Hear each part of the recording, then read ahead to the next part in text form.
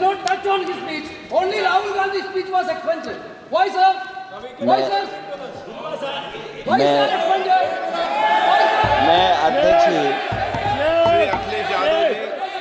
मैं अध्यक्ष जी का धन्यवाद देना चाहता हूँ।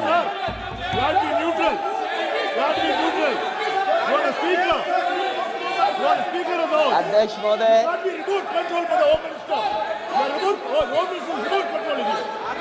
अध्यक्ष महोदय, अध्यक्ष महोदय, अध्यक्ष महोदय,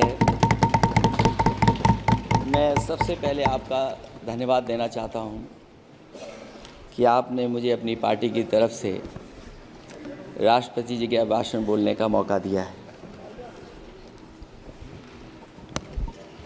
अध्यक्ष जी, सत्ता पक्ष और विपक्ष दोनों लगातार अपनी बात रख रहे हैं। मैं सबसे पहले अध्यक्ष जी आपको और आपके साथ साथ सभी चुने हुए सांसदों को मैं बधाई और शुभकामनाएं देना चाहता हूं। साथ ही साथ मैं सबसे पहले देश के उन सभी समझदार और ईमानदार मतदाताओं को धन्यवाद जिन्होंने लोकतंत्र को एक तंत्र बनाने से रोका।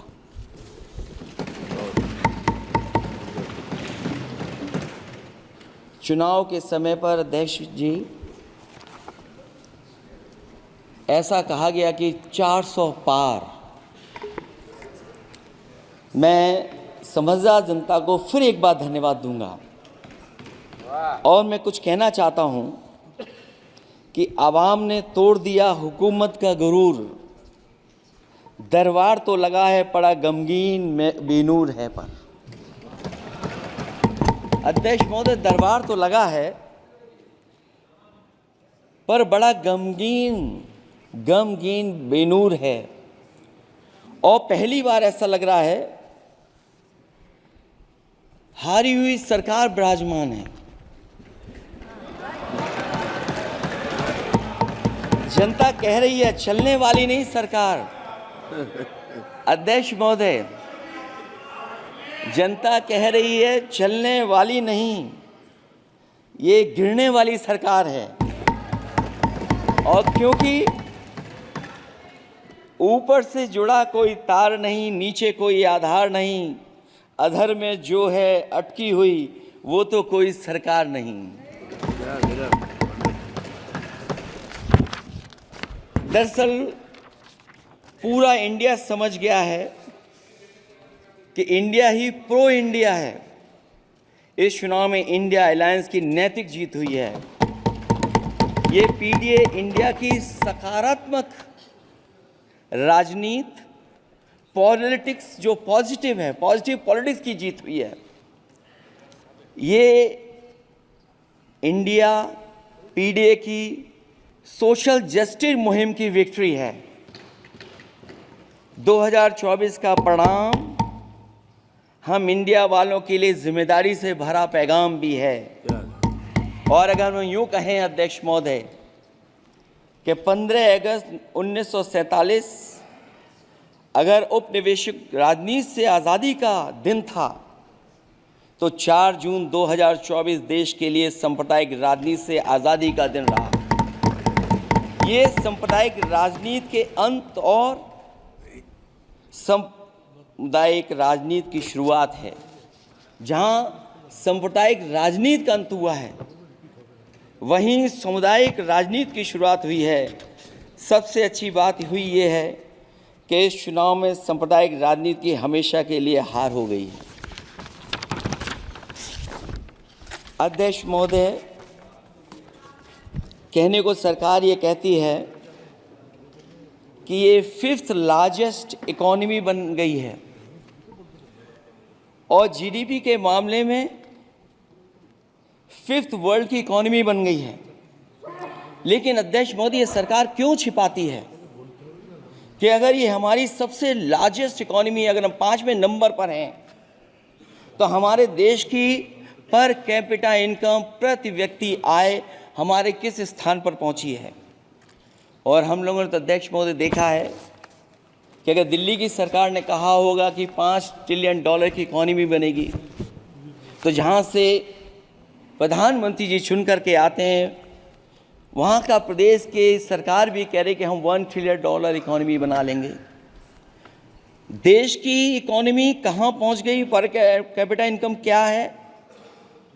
लेकिन अगर उत्तर प्रदेश की इकॉनमी को अगर $1 ट्रिलियन की इकॉनमी बनना है तो कम से कम 35% की ग्रोथ चाहिए।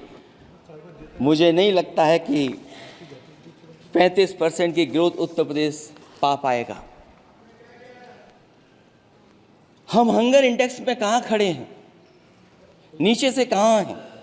जो 5th लार्जेस्ट इकॉनमी की बात कर रहे हैं, वो इनइक्वालिटी के पैरामीटर पे कहाँ खड़े हैं, वो हैप्पीनेस इंडेक्स में कहाँ खड़े हैं। और जो लोग चुनाव को अपने तरीके से मोड़ते हैं, मैं उन्हें कहना चाहता हूं कि अध्यक्ष महोदय, इस चुनाव के परिणाम ने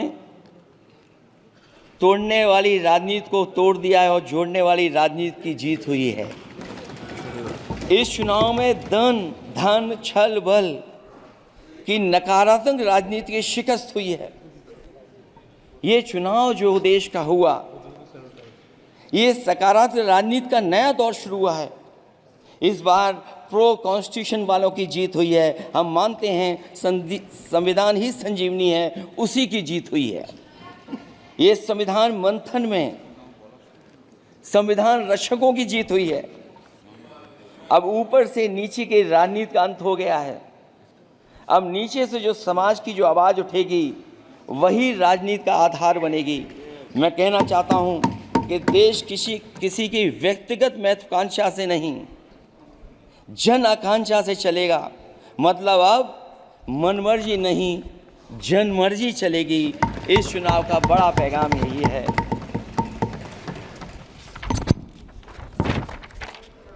अध्यक्ष महोदय, बहुत सी बातें हुई हैं। अगर उत्तर प्रदेश की बात न हो, क्योंकि अध्यक्ष महोदय सबसे बड़ा प्रदेश जहाँ है, उसने हर बार दूसरे दल को समर्थन देकर के सरकार बनाई। मैं उन्हीं लोगों से कहना चाहता हूँ कि लोग क्यूटो की फोटो लेकर बनारस की गलियों से लेकर के गंगा जी तक ढूंढ रहे हैं। उनको लगता है जिस दिन माँ गंगा साफ हो जाएंगी, शायद उस दिन कहीं क्यूटो उसकी गोद में कहीं मिल जाएगा। बनारसी लोग चाहते हैं कि कोई गंगा जी के भी तल में उतरकर उसका दर्द भी जाने। उत्तर प्रदेश की जनता का बस यही आग्रह है कि जिस गंगा जल को हाथ में लेकर सच कहने की कसम खाई जाती है, कम से कम उस गंगा जल से तो झूठ ना बोला जाए।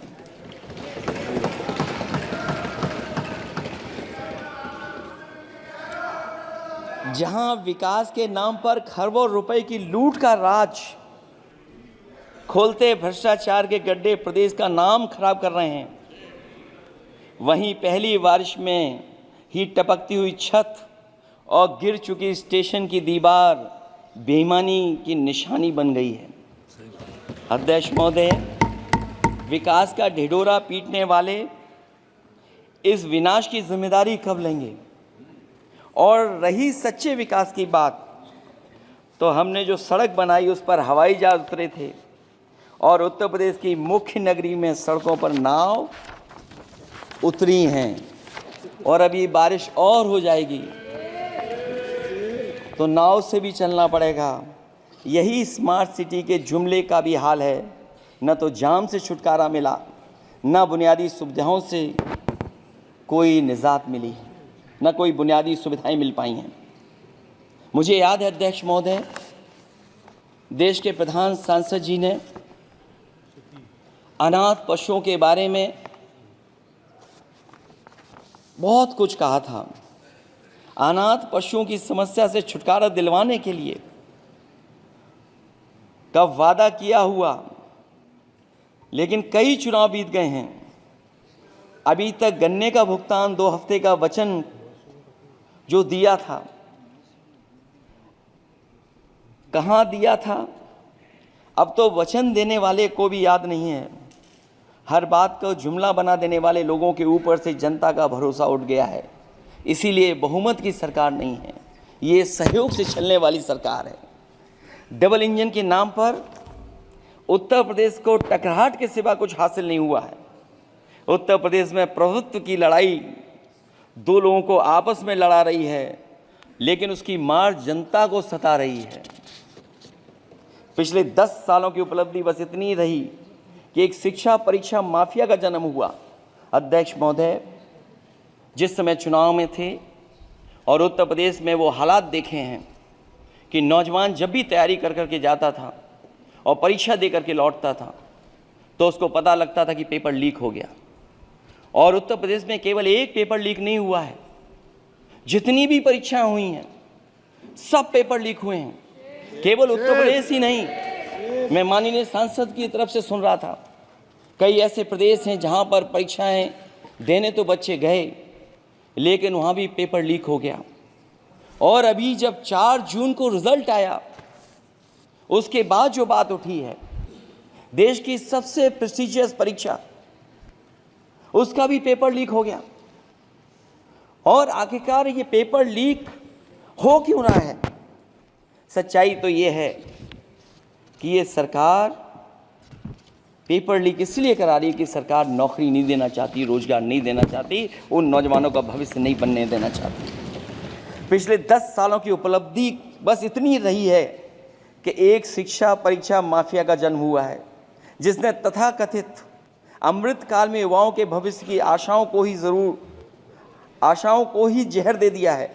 जो सरकार उम्मीद को मार दे, वह न तो वर्तमान को सुधार सकती है, न भविष्य को संवार सकती है। सरकार आशा का प्रतीक होनी चाहिए, निराशा का नहीं। जनता चाहती कि हर समस्या के लिए बीते कल को जिम्मेदार ठहराने के बहाने को सरकार छोड़े और आने वाले कल की बात करे। अगले 1000 साल के झूठे सपने दिखाने वाले अगले महीने होने वाली परीक्षाओं के लीक न होने की गारंटी कब लेंगे? जनता अब न तो किसी बहकावे में आएगी और न किसी के बहलावे फुसलावे में आएगी। जो लोग कहते हैं कि अमृत काल की बात करने वाले, जनता का जागरण काल आ गया है। आज इस सदन में नए राजनीतिक जागरण के अनेक प्रतिनिधि बैठे हैं। अब जब बात होगी तो सच्ची बात होगी और जनता को पूरी सच्चाई के साथ हम लोग अपनी जिम्मेदारी के साथ बात रखेंगे।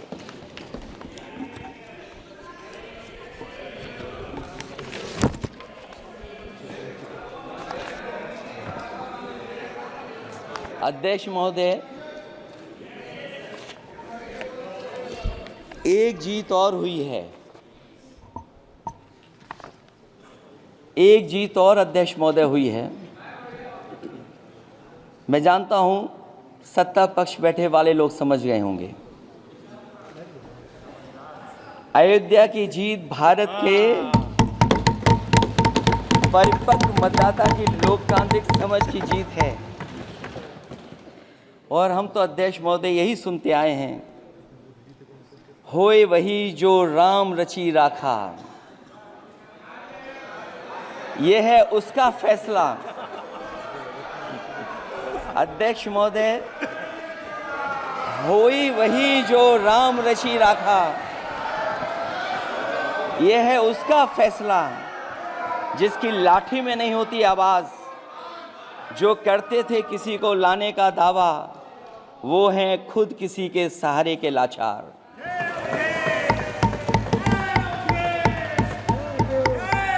अध्यक्ष महोदय, मैं फिर कह देना चाहता हूं, होए वही जो राम रची राखा, यह है उसका फैसला जिसकी लाठी में नहीं होती आवाज।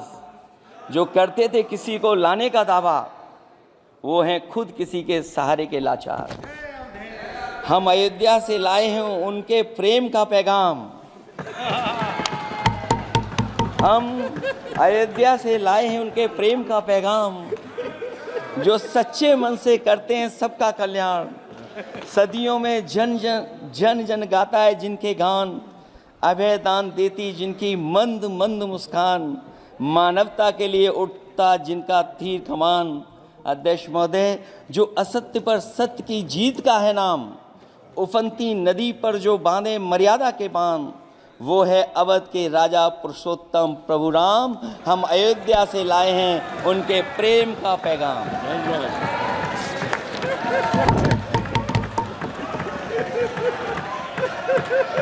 अध्यक्ष महोदय,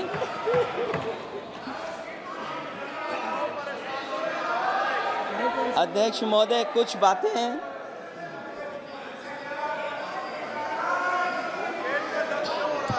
अध्यक्ष महोदय, कुछ बातें समय और काल से परे होती हैं, इसलिए आज यहाँ उत्तर प्रदेश के सदन में पढ़ा गया एक शेर याद आ गया, जो तब सही था अब और सही साबित हो रहा है। इजाजत हो अध्यक्ष जी तो मैं अर्ज करूं। हजूरे आला आज तक खामोश बैठे इसी गम में, हजूरे आला आज तक खामोश बैठे हैं इसी गम में, महफिल लूट ले गया कोई जबकि सजाई हमने। योगी जी के लिए, योगी जी के लिए।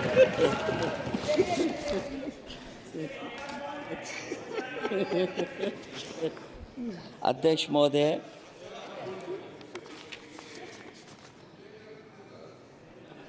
मैं मॉडल ऑफ कंडक्ट जब चुनाव हुआ, लागू हुआ, उस समय मैंने देखा कि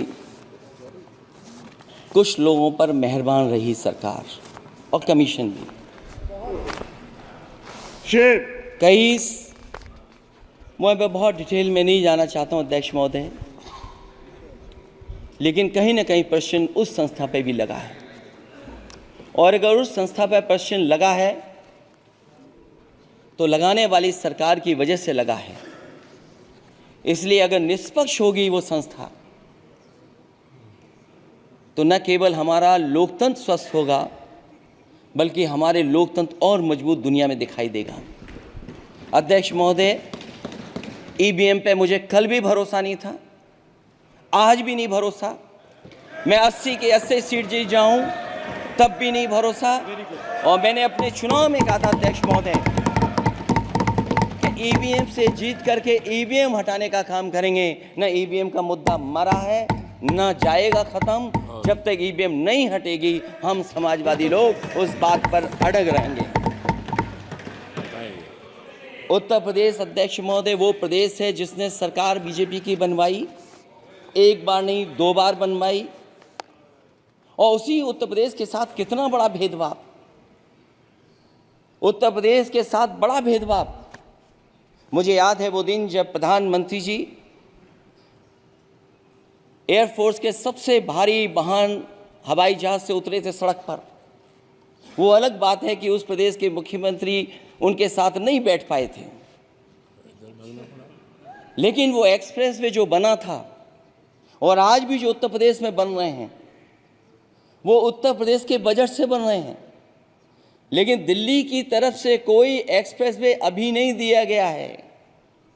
न केवल इंफ्रास्ट्रक्चर में भेदभाव हुआ है, बल्कि हमें याद है कि प्रधानमंत्री जी ने बड़े पैमाने पे गांव गोद लिए थे।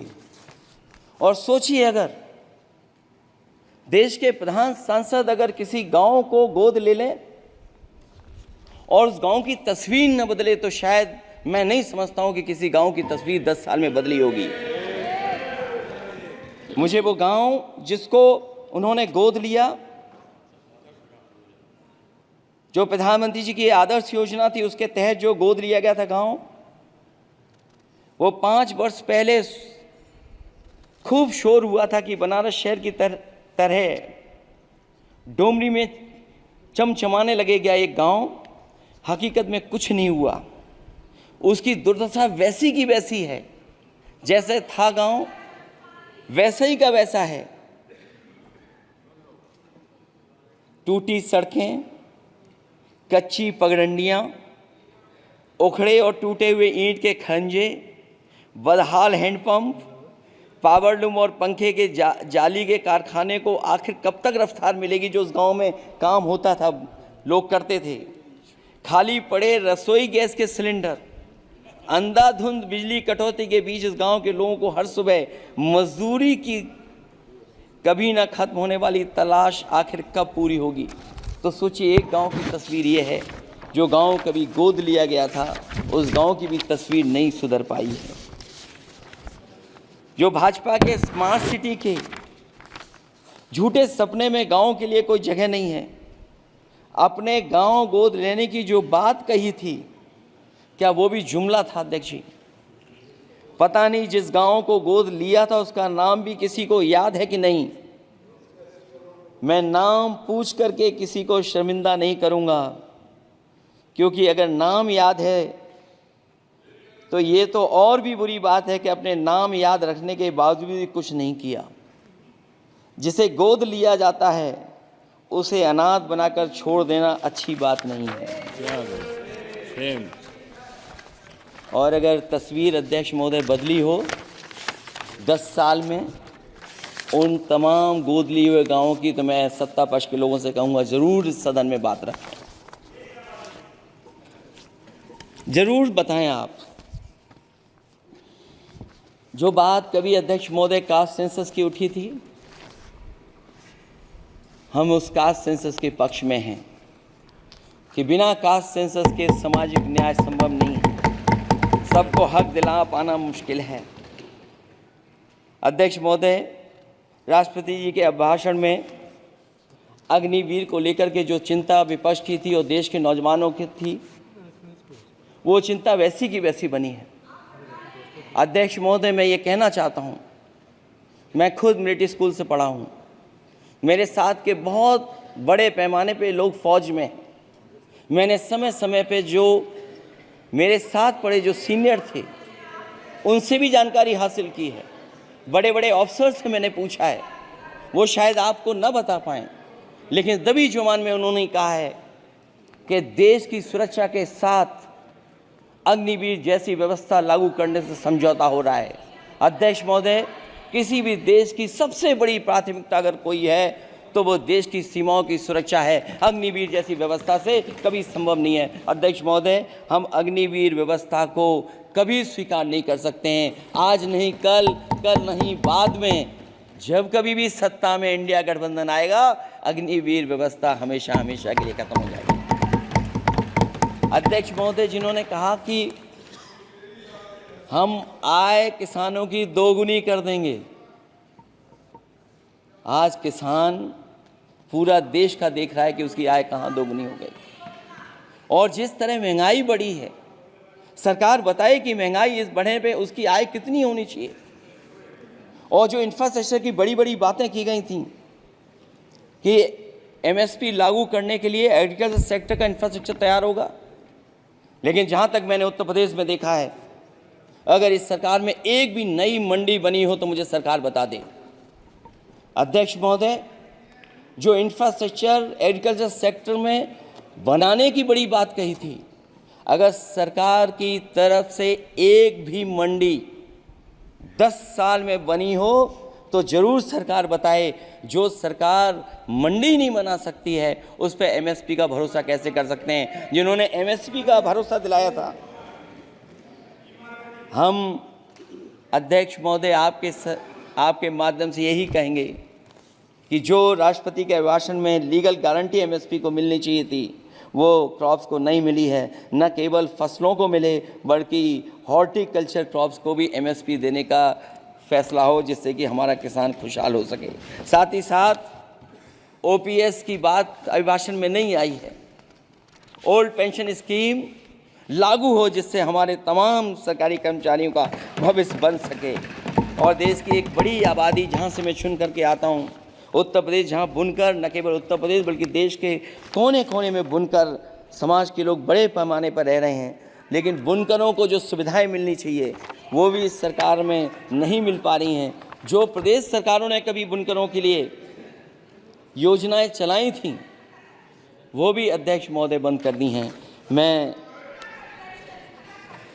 अंत में इतना ही कहना चाहूँगा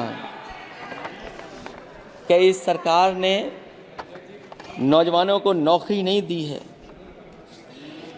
नौकरी और रोजगार उनसे छीने हैं, बहुत नौकरी छीनी है। इसलिए मैं कहना चाहता हूं अध्यक्ष जी,